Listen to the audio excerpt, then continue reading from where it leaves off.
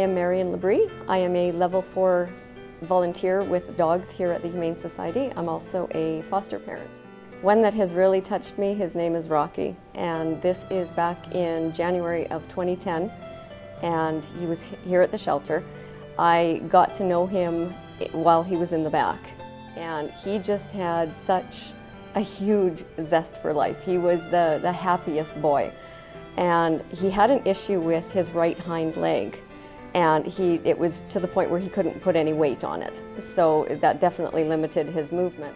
But when we took him out to the play area in the back, he would run like a mad dog. He was just run and jump and play, and you could see the pure joy that came out of this dog. So right there, I was just attracted to him. And he was here for quite some time because the medical department had decided it was in his best interest to amputate the leg. When they did that, the one thing that I did hear from the medical department was while he was still in recovery, he actually tried to get up.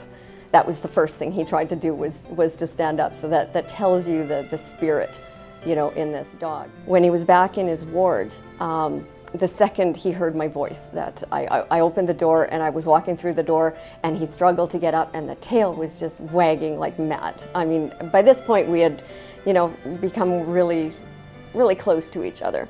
When he was put up for adoption finally, I went to see him in his room on the adoption floor, and I gave him a great big hug, and I just told him, I said, I wish it could be me that adopted you, but it can't be, but there is somebody very special out there that's coming to get you. And within a week that happened. Hi, my name is Serena. I work at the EHS now for about 2 years. I currently work in adoptions. One cat that really particularly touched me while working here at the shelter was a cat named Diesel. One day I was working in adoptions and admitting was really busy, so I went in to help. There were a number of cats sitting in carriers waiting to be signed in. When I immediately went in, all I could smell was some kind of diesel fuel, like petroleum or something. So I looked at the cats, and there was one, obviously was covered. His fur was very dirty. So I signed him in right away. On entry, the medical staff noticed that he was covered in some kind of fuel. He did have burns all over his body. We had to give him multiple baths. I personally gave him like 2 baths, and then we shaved him down to look at the skin. He started to heal right away. We gave him some antibiotics to help him with the burns. And then I named him Diesel. His stray hold was up after 4 days, so I named him appropriately Diesel. He was a very friendly cat.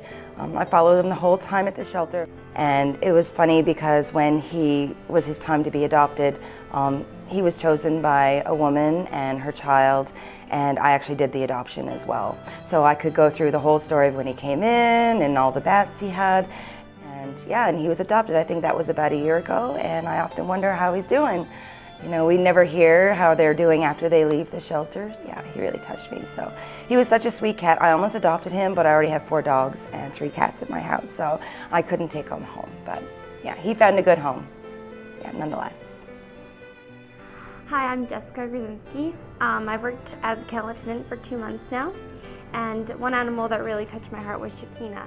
And she came in with her 3 puppies, and she had mange, so we all referred to her as Mange Mama. That was kind of her name here. But she was really intelligent. She, as soon as she started getting clicker trained, she would sit and shake a paw, and she loved getting her belly rubbed. And to me, she was more of like a war veteran than just a normal shelter dog, just because she had gone through the mange. She had open wounds when she came in. I think it was my 3rd day working here. I actually got to go into the canine hospital and see her for the first time, and she didn't even look scared. She just, she was just very strong, and we all pretty much fell in love with her, and yeah, she went to a good home, and they're really lucky to have her. And it was a happy day at the shelter when she went home. Hi, my name is Emily Monahan. I'm a registered animal health technician at the Edmonton Humane Society. One animal that really touched my life when she was in shelter was a hedgehog named Felicity. I ended up taking her into my care as a foster parent because she had lost multiple quills on her body due to a guinea pig chewing them off, possibly. She ended up having almost full recovery while in my house. She was just really neat for a hedgehog. I found that most hedgehogs will ball up when I touch them, and they're very fearful when they come into shelter, whereas she was blind and she wasn't afraid of people. So she would crawl on me and she would unroll for me, and she was very inquisitive with the animals that I have at my house, as well as the people that were visiting.